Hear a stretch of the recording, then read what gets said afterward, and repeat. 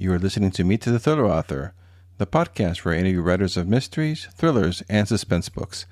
I am your host, Alan Peterson, and this is episode number 147. In this episode of the podcast, we'll be meeting Mia P. Manansala, who is a writer from Chicago. Her debut novel, Arsenic and Adobo, comes out on May 4th with Berkeley Penguin Random House. It's the first book in the Tita Rosie's Kitchen Mystery Series. Had a great time talking with Mia about her writing journey, about querying for agents, getting a publishing deal, Filipino food, cozy mysteries, and a lot more. So stay tuned for that interview coming right up. First up, though, I want to let you know about this great deal being offered by the folks over at AppSumo. This will mostly interest you if you're needing royalty-free images for your website, social media postings, Facebook ads, etc. You're going to need royalty-free stock images, and AppSumo teams up with Deposit Photo for an amazing deal. And whenever they team up for this type of promo sale, I always jump on it. And so I want to let you know about it, because when it comes to stock photos, you want royalty-free access to an absolutely massive library of high-quality images that Deposit Photo offers. And you'll gain access to their library of 195 plus million royalty-free stock photos and vector images. Absolutely incredible. And this is perfect for authors, bloggers, advertisers, videographers, and agencies who want high-quality stock content. You get 100 stock photos and vector images downloads of any size, small, medium, and large, with unlimited stacking, so you can end up getting thousands of royalty-free images if you want, and the credits never expire, so that's awesome. Right now I have over 250 credits already from these past deals, and I'm going to go jump on this and probably add another 100 or maybe even 200 more credits, so I don't have to worry about finding great quality royalty-free stock images for any of my needs. So go check it out at thrillingreads.com/stock. And that is my affiliate link. So it's a great way to pick up a great deal as well as supporting the podcast. So I appreciate that. Go check it out at thrillingreads.com/stock. All right. Here is my interview with Mia P. Mansala. Hey, everybody. This is Alan with Meet the Thriller Author. And on the podcast today, we're meeting Mia P. Manansala, who is a writer from Chicago. Her debut novel, Arsenic and Adobo, comes out on May 4th. With Berkeley Penguin Random House. They keep merging all the publishing houses. It's the first book in the Tita Rosie's Kitchen Mystery Series. Welcome to the podcast, Mia. Yay, thanks for having me, Alan. Yeah, thanks for being on here. And so can you tell us a little bit about your background and your journey to get you here to your first book getting published? Sure. So my writing journey is not that long, but it's definitely not a straight journey. I started writing seriously, like I'm going to finish a book and try to get this published back in maybe 2015. And I've always wanted to be a writer, but I was never able to finish anything. I never really had any focus or real vision. But at that time I was like, I was having like this weird like quarter life. I'm like, oh my God, I'm going to be 30 soon. I had spent some time teaching. I had spent years teaching abroad. And so like I had just come back home and I felt like I came back to exactly the same place. Like I was back at home doing the same job, hanging out with the same people, like almost like nothing had changed. Like all my adventures were behind me. And now like I was stuck in this rut. So I remembered how much I loved writing when I was younger. And I thought, well, maybe this is it. Maybe it's time for you to start taking your own dreams seriously. So like I literally just Googled Chicago writing workshop because I've never taken a creative writing class. Like I was an English major in college, but obviously that's more like academic writing, right? And so a one-day mystery workshop popped up and I was like, oh, this is affordable. I can do this. It was taught by Lori Rader Day. And I always have to name her because I credit her with one of the main reasons that I managed to stick around. So at this workshop, I came up with the idea for my first novel. So Arsenic and Adobo is my first going to be published book, but it's not the first one I finished. So at her workshop, I came up with an idea for a murder mystery at a comic book convention. And Lori looked at my work and she was like, is this your first time? And I was like, yeah. And she's like, you've got something here. I think you're a mystery writer. And she really wanted me to keep going. So she invited me to like Mystery Writers of America meetings and Sisters in Crime. And like, she really kind of like helped me enter the mystery community. And the mystery writing community has been so kind to me. That, you know, they were there cheering me on. They all loved the idea of the book. So that book, you know, it got me a grant with Melody. You know, it got me a mentorship program. So my mentor is Kelly Garrett. I also credit her with keeping me in the game. It got me my first agent, but it didn't get me a publishing deal. It was on, you know, it was on submission for about a year and a half, and you know, it made it to acquisition several times. It made it to the top, but the same feedback kept coming back, which is, we love this idea, but we can't sell it. Oh, wow. Interesting. Yeah. 3 times I made it all the way to acquisitions, and they're like, you know, the agent loved it, an editor loved it, but the sales team did not. And so while that was going on, I was writing the next book. And like, that's like my number one advice for any up and coming writers right there. Like, don't sit and twiddle your thumbs and hope it's all going to fall into place. Start working on the next thing. So Arsenic and Adobo was actually the second book I was writing while on submission, and getting all those rejections, and, you know, having something to focus on was really, really great. But when I finished it, my then agent didn't like it. And she was very honest with me, and I will always appreciate her for this. She said, I love your first book, which I couldn't sell. I don't love your second book, even though I know I could sell it. And you deserve someone who loves it. Because we were both kind of at a weird limbo in our careers, and she knew like this was, you know, with the right person, it would go further. And so again, she was looking out for me. I greatly appreciate that, as much as it like was heartbreaking at the time. Like breaking up, right? I know. Yeah, exactly. Yeah, like, you know, like, yeah, like with any relationship, just because you know it's the right choice doesn't make it easy, right? Having to query again and put myself out there again, and will I ever find, you know, it was really tough. Yeah, that's fascinating to hear too, because you came out with like so far ahead right away with the grants, and you won several awards, and then that book still didn't get published, but you kept going. I mean, that must have been hard to handle all those emotions, kind of like a roller coaster ride. Yeah, you know, it sounds like a weird, like, you know, I think someone calls them like champagne problems, where it's just like, I keep winning these awards, but nobody wants to publish. You know, it's like I'm getting recognition, but it wasn't, and it was, you know, it was building, you know, like a place in the community, and people were starting to know who I am, and they'd be like, so when's your book coming out? And I'm like, I'd love to, you know, but luckily, you know, like obviously there is a happy ending because my book is coming out. So, you know, I queried again, and luckily, you know, I don't know if it's, you know, this was like unintentionally more marketable, or because, you know, some of the emotions I put into it, but, you know, I got offers very quickly. I signed with my new agent, and my new agent in turn sold it at auction very quickly. So nothing but roller coasters is all I can say.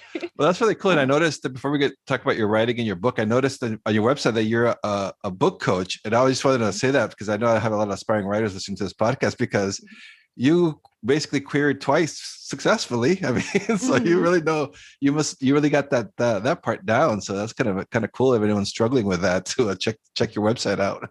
Yeah, thanks. Yeah.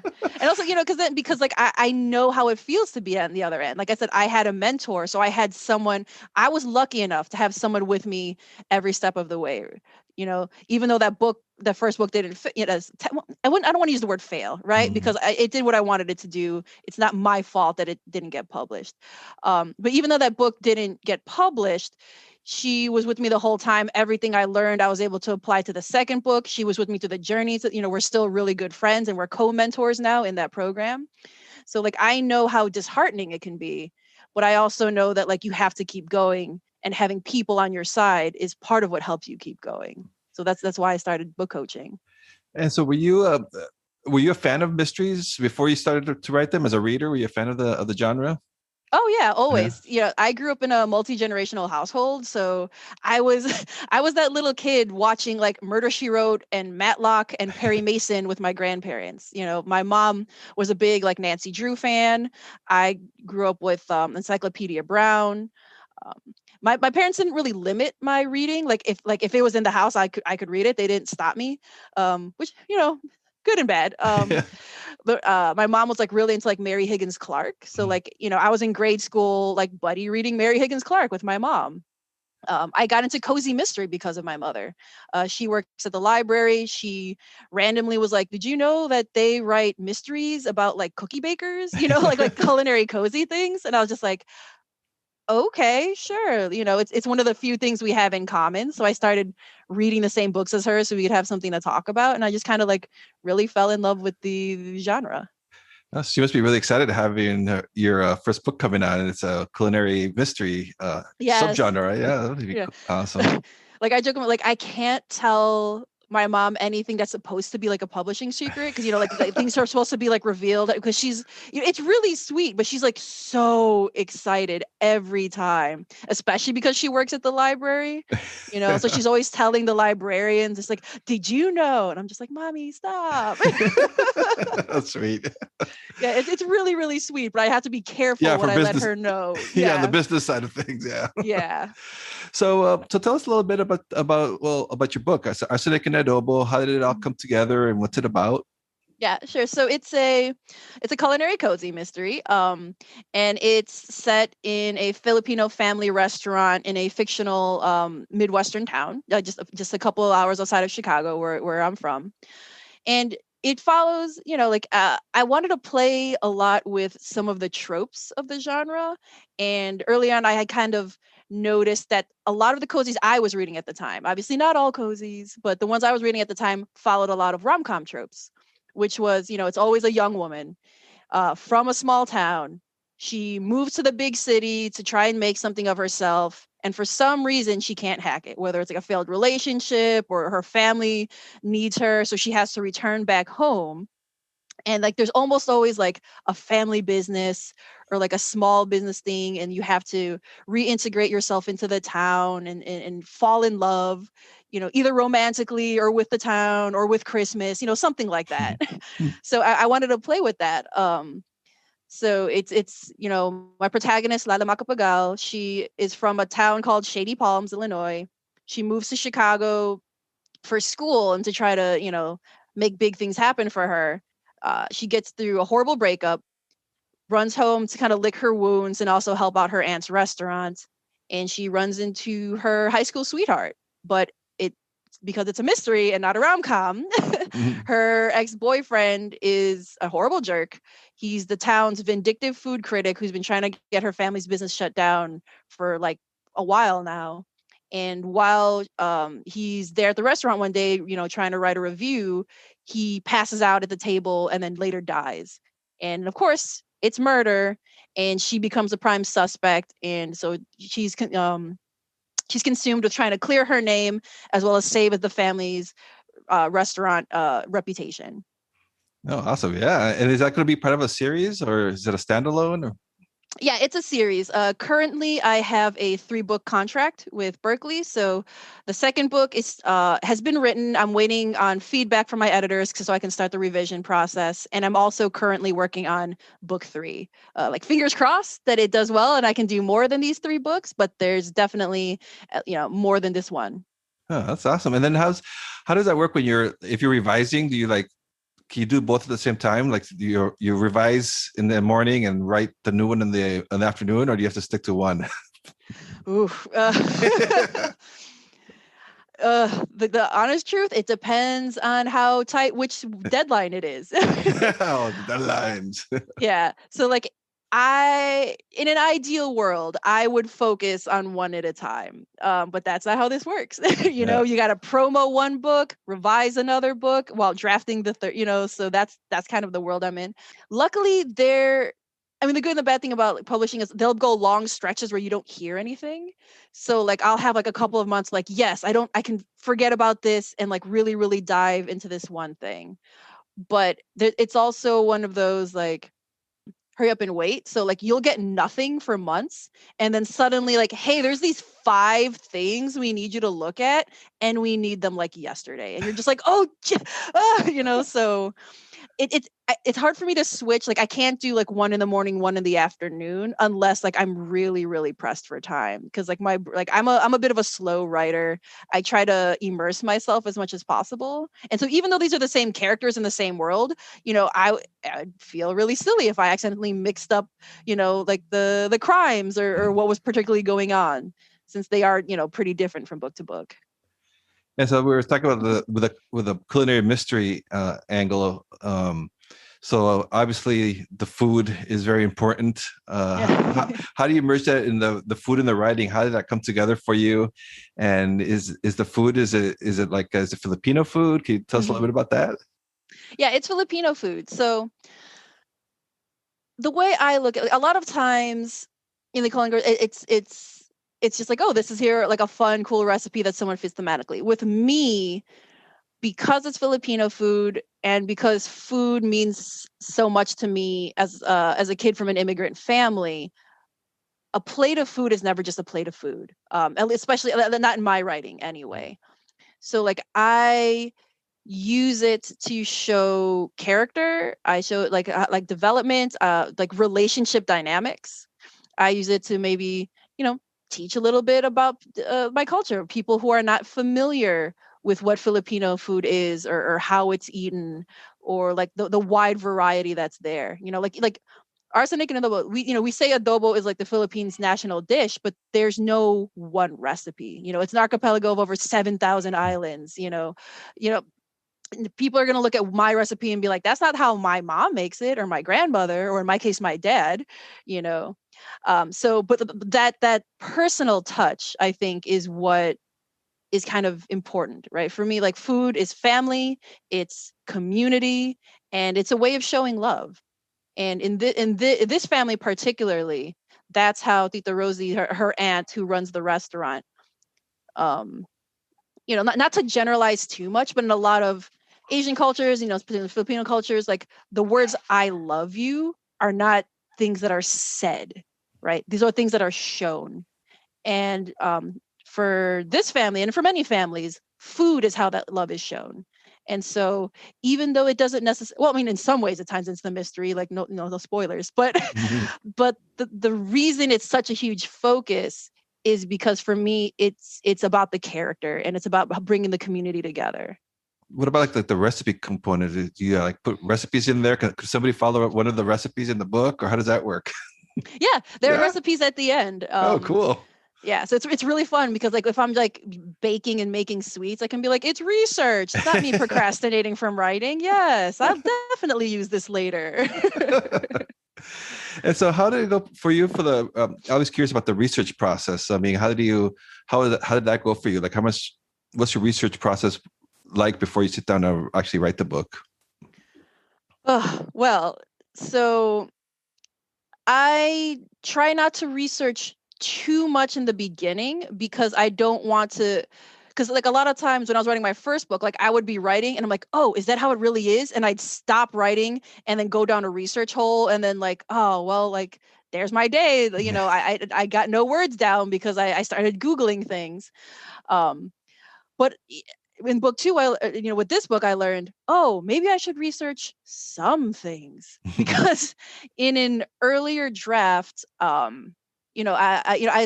wrote about half the book, or like in the first draft, I wrote about half of it, and then I sent it to some critique partners. Just be like, is this book going anywhere? Do you think I should continue this? Like, is it holding up? And the people I sent it to, one was a former lawyer and one was a person who's a pathologist. So they work in the medical field. And like I chose them very carefully, and thank goodness I did, because both of them sent feedback screaming at me about like HIPAA violations and like this would not work, this person would lose their job, this person would get, and I was just like, oh man, that's something I should have researched because I didn't know. But it's also one of the like, you don't know what you don't know kind of a things, right? Like I knew I would have to research the poison, right? I needed to know like which ones would make sense, which ones are easily available, what are the symptoms are like. I'm probably on some sort of FBI watch list because of that, because some very specific questions I was trying to plug into Google. So like, should start using an incognito window for that. So like, I knew to look those up.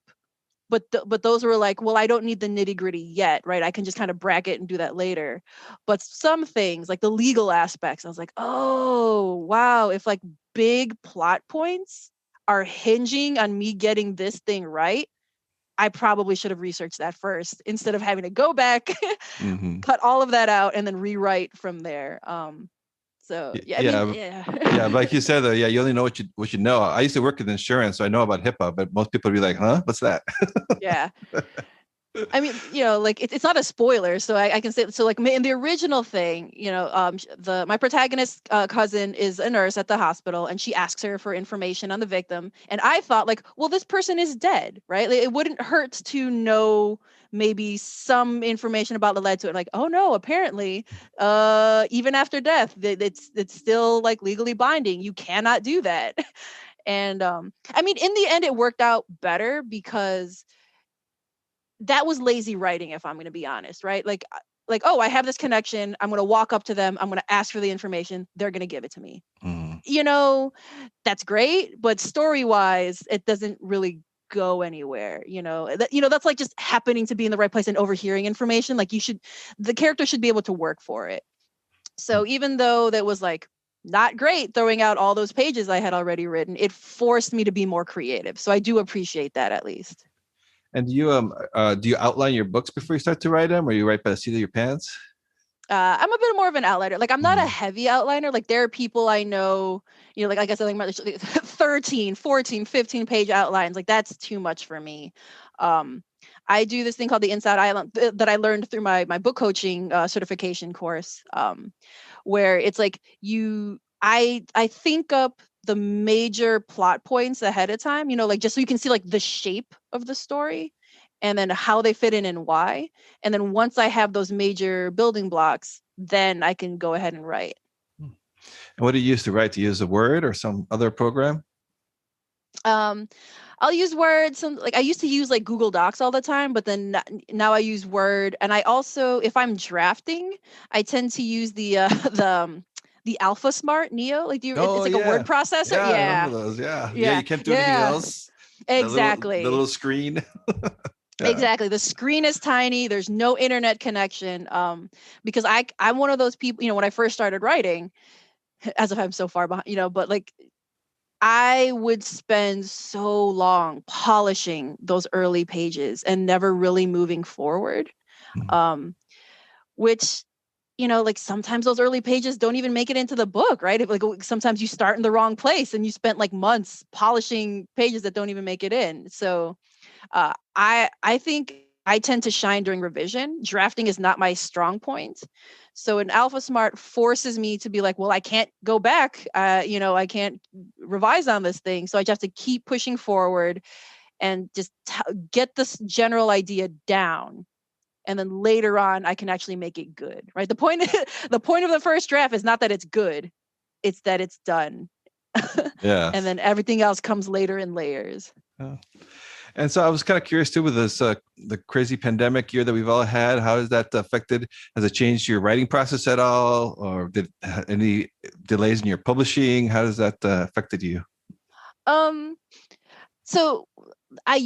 So before the pandemic, I was like an English language instructor. Unfortunately, the entire branch of the company I worked at closed down at the beginning of the pandemic. But with both my first book and then this book, I did a lot of my writing in empty classrooms afterward because like I when I'm at home, I can't concentrate as well, that's where like my video games are and like my books and other things that are not like having to work.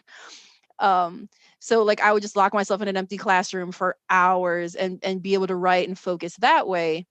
And then suddenly it's like, oh, now all I have is I have to make it work here at home and I have to try to make it focus. And it's still a learning process. I don't know that I have a process that's like that works all the time. a lot of times I'm very swayed by my mood, which is like not how a professional writer needs to be, right? I can't wait till that muse strikes, but I'm getting a little bit better at it. Enough time has passed that I've kind of made peace with losing my original process and having to start a new one. And what do you foresee for the future in your books? Are you going to address the pandemic? Are you are your characters going to be wearing masks, or have you thought about that? No, I think because these are cozies and they're meant to be like light and entertaining. I think it'll exist in like an alternate universe, right? In a world outside, because I don't reference dates at the very least, so there's that. And also, I already deal with some heavier issues than a lot of cozies do. I still try to make it light and entertaining, but I also don't shy away from the fact that this is crime fiction. Despite the adorable bright cover and the cute animal and all that. I think adding the pandemic would just be like one step too many. The point of cozies are that they're escapist. Yes. That they're fun and they're happy and justice is served in the end, depending on what your vision of justice looks like. But there is an ending that is justified. So yeah, I'm keeping that out. Yeah, I've been asking my guests that, and I think only one has addressed it, and most everyone else like no, like COVID fatigue. So yeah, I mean it's hard when you're actually living in it. Like 5 years from, but then again, that wouldn't be contemporary. But yeah, yeah, that's crazy. So. The character of Lila, how did she come to you? Is she based on you at all, or people you know? How did she come together for you? Yeah, so I love saying it's because it was the first time that a story unfolded so I said easily for a writer. As a writer, it was easier because the first line came to me fully formed. Like which includes the character's name. Like I did not choose the name. Somehow it just like popped into my head, and it was like, my name is Lila Macapagal, and my life has become a rom-com cliche. Like boom, that first line was, and it hasn't changed from like when I was riding the train in 2018, to now that it coming out. Like that has always been the same. But because I was playing with like some of these, like, the rom-com tropes that I brought up earlier, like I knew there were certain things about her that would be very different from me. Like I knew I wanted it to be a small town. Because you could have big city cozies, but like it didn't work with what I was going for. And so in a weird way, when I first started thinking of this character, like who she would be, I tried to think of her as like an alternate version of myself. Because I grew up in like a working class, lower middle class, majority Latinx neighborhood of Chicago. And a lot of my parents' friends had a lot more money than us, and they were more middle class, upper middle class Filipinos in majority white suburbs. But they happened to have large Filipino communities that they available to them, which I didn't. So I meant like, who would I be if I was born and raised in a different, not like even a different country, but literally just a different area of Chicagoland. If I had maybe, access to a different kind of school system, if I actually had a Filipino community around me to support me, but I was also in a majority white area and trying to figure out how I fit in there. And that person would be very different than me, which is what I was going for, right? Like you can only write so many self inserts before it gets a little tiresome. But there are certain aspects of me in there. We both kind of had like a big fish in a small pond syndrome, right? Like so, I grew up across the street from a ball bearings factory next to the train tracks. A lot of people didn't graduate high school, let alone go to college in my area. So like I always wondered, like, what would it be like to, get out, do something bigger, do something more. And she has that same feeling. So at the very least on that level, I can kind of understand her, but we diverge in many different ways. And when is the second book coming out in next year?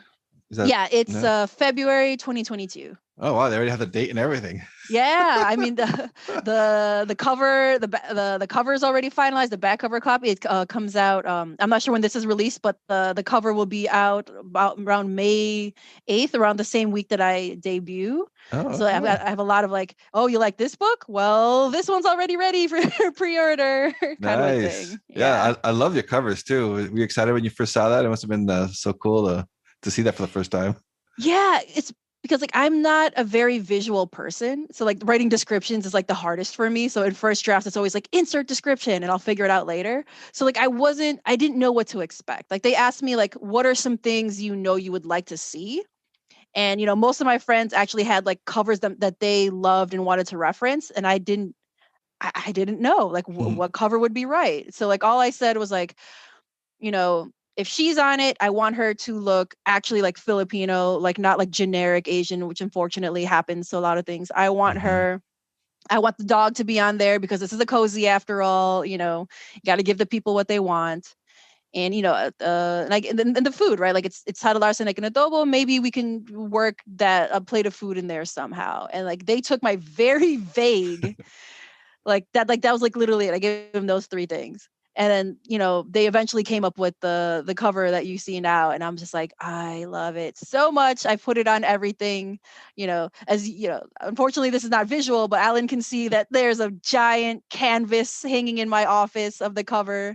Yeah, I have my phone cover has it. I have a mug. It's like I'm obsessed with it. yeah, the colors are really great too. So yeah, so people have to go check it out on your website or on Amazon wherever they buy your books. Yeah. Yeah, and before I let you go, I always like to end things with especially with you being a book coach. We already had talked a little bit about this, but what's the best advice for an aspiring writer that you could have that comes in your head? Write for yourself first and foremost. Like there's no point in chasing trends because like the way publishing works, it takes so long. Again, this book is coming out next week. I started it in 2018, it's and this is actually kind of fast, for some people's publishing journey. I know people who sold their book before me and their book comes out like the year after mine. So by the time your book will come out, it's already too late if you're trying to chase a trend. And also like writing is already so hard. It can be so disheartening. The industry can be very opaque that if it's not something that means something to you in some way, right? You don't have to love everything, but there has to be aspects of it that you really cling to. It's going to be really hard to make it in this biz. And then also like if you're soon to be published, don't read your reviews. Those are for readers. Do not argue with anyone. Just let it go.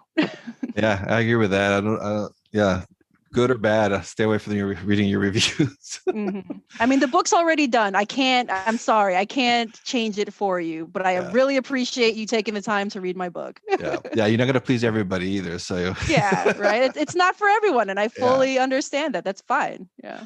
So, what's the best place for listeners to find you? I love your website, by the way. Is that I'm assuming that's the best place to find you?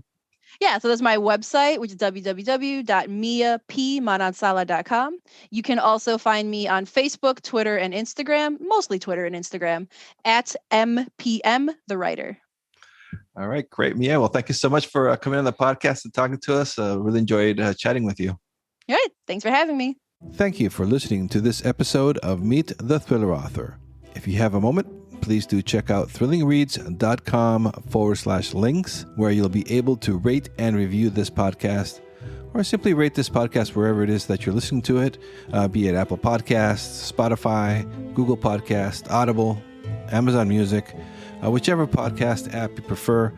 Please take a moment to rate this podcast. It's the best way to help other fans of mystery and thriller books to find the podcast.